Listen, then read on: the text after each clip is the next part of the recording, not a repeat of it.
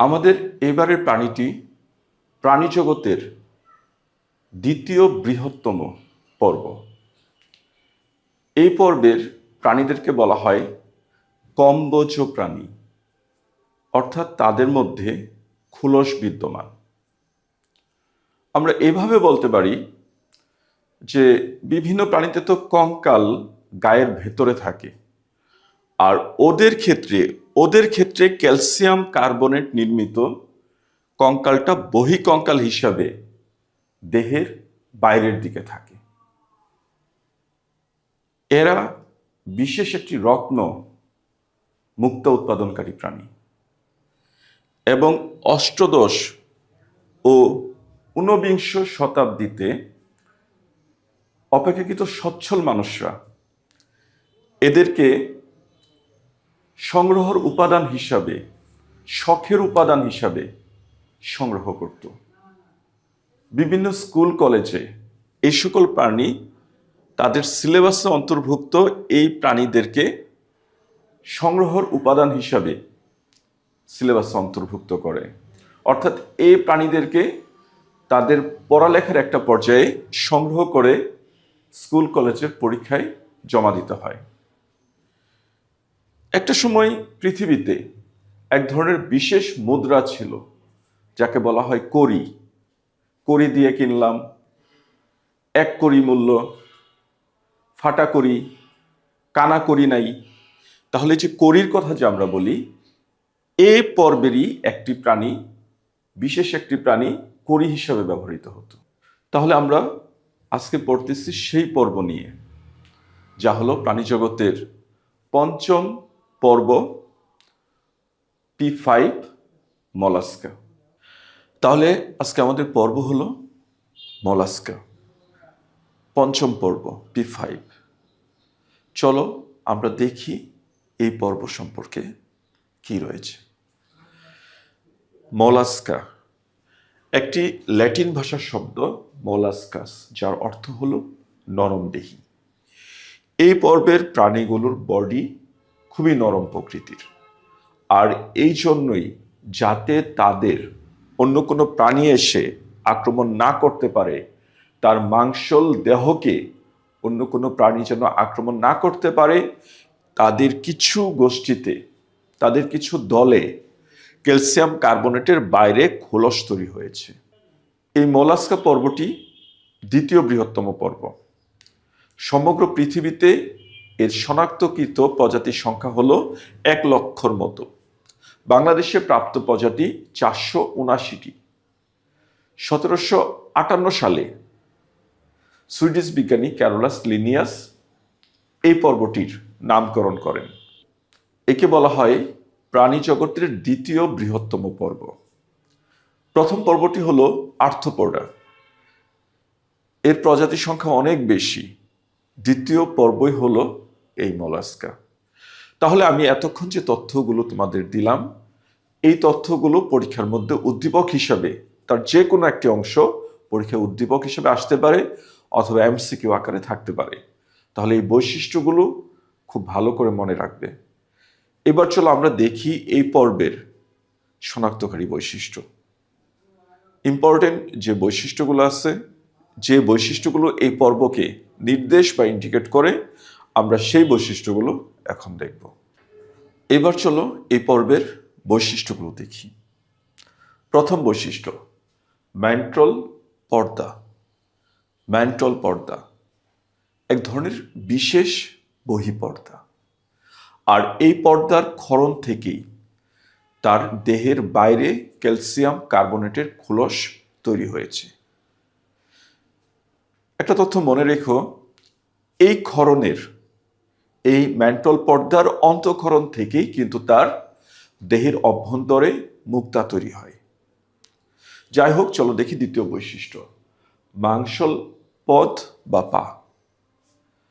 তাদের দেহের অঙ্কীয় দেশ থেকে মাংসল পদ বা পা সৃষ্টি হয়েছে, যা একাধারে তার গর্ত খনন, সাঁতার ও চলনের কাজে ব্যবহৃত হয়। পরবর্তী বৈশিষ্ট্য হলো তার কাইটিনময় রেটিজিহ্বা বা রেডুলা। তার মুখ গহ্বরে এখানে কোথাও তার মুখছিদ্র আছে অভ্যন্তরে মাংসল পদের ভিতরের দিকেই। তো এখানে বিশেষ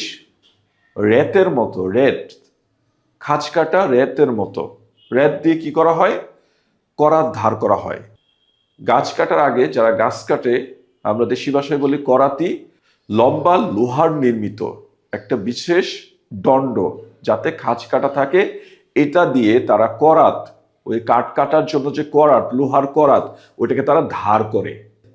লম্বা লোহার খাঁজ কাটা দণ্ড, এটার মতো খাঁজ কাটা ভিতরে তার জিহ্বা থাকে, কাইটিনময় বিশেষ রেতি জিহ্বা, যা দিয়ে তারা গাছের পাতা আশ্রে খেতে পারে, আশ্রে পাতা খেতে পারে।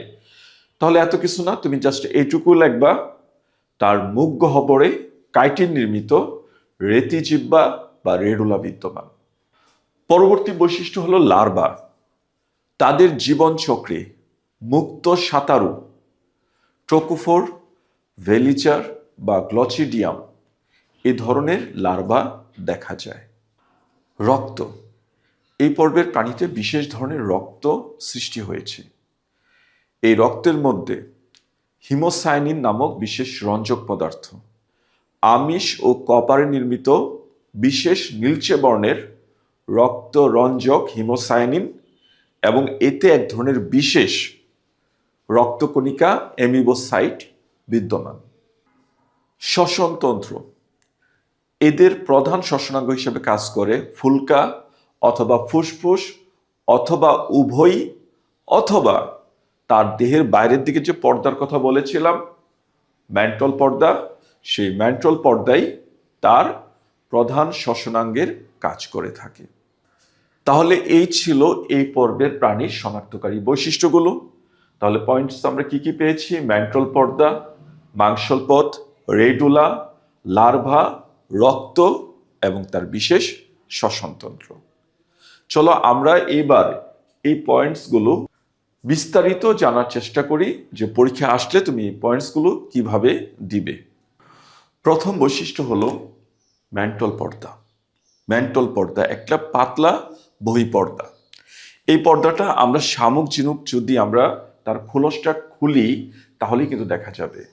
তুমি ঝিনুকের দেখবা যদি খোলসটাকে ওঠানো হয় তাহলে দেখবা পাতলা সাদাটে একটা বিশেষ পর্দা তার ত্বকের মধ্যে থাকে। তার ত্বকের মধ্যে হাত দিলে এরকম একটা পাতলা পর্দা তোমার হাতের মধ্যে লাগবে। তাহলে সেই পর্দাটাই হলো ম্যান্টল পর্দা। আমি আগেই বলেছিলাম এই পর্দার বহিঃক্ষরণ থেকে সৃষ্টি হয় তার ক্যালসিয়াম কার্বনেটের খুলস এবং অন্তঃক্ষরণ। দেখো এই যে এই ঝিনুকটা, এটা কিন্তু মুক্ত উৎপাদনকারী ঝিনুক। এই ম্যান্টল পর্দার অন্তঃক্ষরণ থেকে পিংটাটা ভলগারিস এই ঝিনুকের এই ম্যান্টল পর্দার অন্তঃক্ষরণই হলো তার মুক্তা।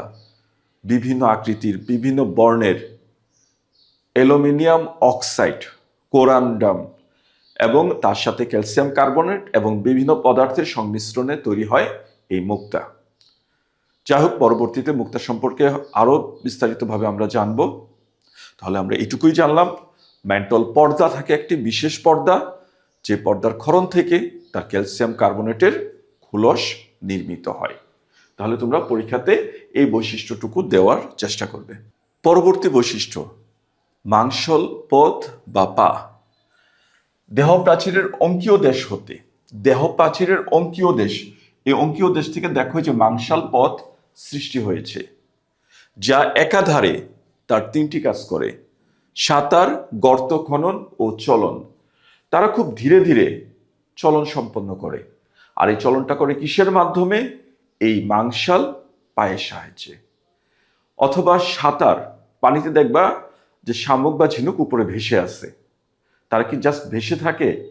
না, তারা এই মাংসল পথ ব্যবহার করে খুব ধীরে ধীরে পানিতে সাঁতরে সাঁতরে সে সামনের দিকে যেতে থাকে। এছাড়া গর্ত খনন, দেখবা ঝিনুক মাটির মধ্যে গর্ত করে তার ভিতরে অর্ধেকটা তার বডিকে ঢুকিয়ে রেখেছে। তাহলে কিসের সাহায্যে সেই গর্তটা করলো? এই মাংসল পদের সাহায্যে। তাহলে আশা করি এই পয়েন্টটা তোমরা বুঝতে পেরেছো। পরবর্তী বৈশিষ্ট্য হলো রেডুলা।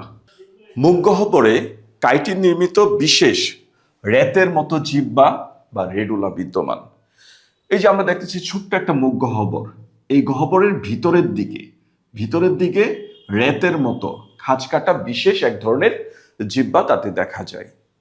তো তারা কি করে, আস্ত একটা পাতা তার মুখের ভিতরে ঢুকিয়ে দেয়, আবার এই পাতাটা পরবর্তীতে কি করে বাইরে ধাক্কা দিয়ে বের করে দেয়, আবার পাতা মুখের ভিতর ঢুকায়, আবার বাইরে বের করে দেয়। এইভাবে প্রত্যেকবার মুখের ভিতর ঢোকানোর সময়, বাইরে বের করার সময় এই রেতের মতো জিহ্বায় ঘষা লাগে। আর এতে করে পাতার যে সবুজ অংশ তারা আশ্রে খেয়ে ফেলে। ফলে তুমি এই শামুক বা ঝিনুকে খাওয়া পাতা তুমি দেখলেই বুঝতে পারবা যে পাতার শুধুমাত্র দেখবা শিরা উপশিরাগুলো দেখা যাচ্ছে, কোনো সবুজ অংশ নাই। তাহলে কে খেয়েছে, কে এটাকে গলদকরণ করেছে? এই শামুক বা ঝিনুক। তাহলে আমরা এটাই বুঝলাম যে তার জিহ্বা রয়েছে একটা বিশেষ রেতের মতো খাঁজ কাটা কাইটিন নির্মিত শক্ত প্রকৃতির একটা জিহ্বা রয়েছে, যাকে বলা হয় রেতি জিহ্বা, এক কথায় বলা যায় রেডুলা।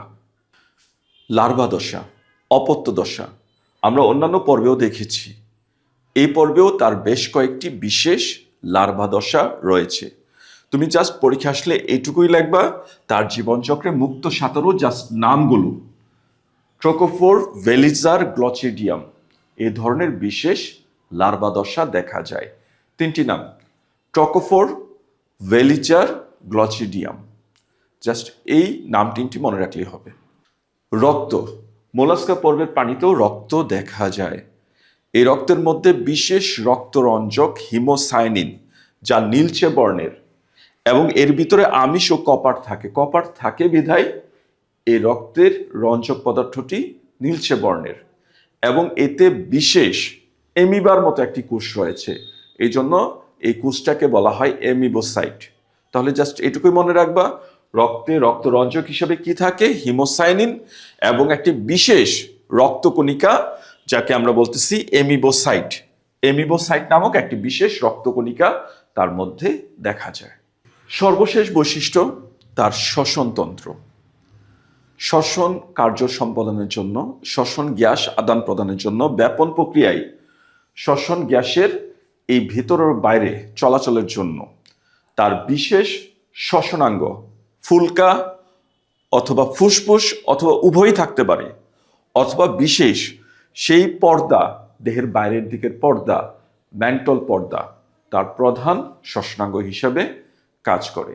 এছাড়াও আরো কিছু বৈশিষ্ট্য রয়েছে, যেমন দেহ নরম, মাংসল, অখণ্ডায়িত, তার রক্ত সংবহন তন্ত্র অর্ধমুক্ত, এবং রক্ত সংবহন তন্ত্রের পৃষ্ঠদেশে তার বিশেষ হৃদযন্ত্র থাকে। এই ধরনের বৈশিষ্ট্যগুলো তুমি চাইলে দিতে পারো পরবর্তী বৈশিষ্ট্য হিসাবে, কিন্তু পরীক্ষা আসলে এই পয়েন্টসগুলো আমি যেভাবে লিখেছি এইভাবে তুমি লেখার চেষ্টা করবে। আর উদাহরণ হিসাবে তা আমাদের খুব পরিচিত প্রাণী আছে, ওই যে আপেল শামুক, পাইলা গ্লোবাসা, নামটা খুবই সহজ, PILAGLOBOSA, পাইলা গ্লোবাসা। পরীক্ষা আসলে আমরা এই নামটা, এই উদাহরণটাই দেওয়ার চেষ্টা করব। এছাড়া লেমিলিডেন্স মার্জানালিস, অক্টোপাস ভোলগারিস, অথবা পিকটিনেটা ভোলগারিস, মুক্তার ঝিনুক, এগুলো আমরা উদাহরণ হিসাবে দিতে পারি। এছাড়া দেখো ললিগো, সেপিয়া এবং সমুদ্রের আরো অনেক প্রজাতি রয়েছে এই মোলাস্কা পর্বে। তাহলে মোলাস্কা পর্বের আমরা এই অক্টোপাসটাকে কিন্তু বলি ডেভিল ফিশ, শয়তান মাছ। আবার এই যে ললিগো, এটাকে আমরা বলি স্কুইড। সেপিয়া, এই ললিগো সেপিয়া তারা কিন্তু এক ধরনের বিশেষ কালি ছুঁড়ে, কালো বর্ণের কালি, শত্রুকে মোকাবেলা করার জন্য। তাহলে বেশ বৈচিত্র্যপূর্ণ একটি পর্ব ছিল এই মোলাস্কা, যাকে আমরা বলেছি প্রাণী জগতের দ্বিতীয় বৃহত্তম পর্ব। প্রায় লক্ষাধিক প্রাণী এই পর্বে শনাক্ত হয়েছে। আশা করি পর্বের বৈশিষ্ট্যগুলো তোমরা ভালো করে বুঝতে পেরেছো, এবং পরীক্ষা আসলে অবশ্যই এই বৈশিষ্ট্যগুলো এইভাবে আমি যেভাবে লিখেছি হেডলাইন করে এইভাবে লেখার চেষ্টা করবে। সবাইকে ধন্যবাদ।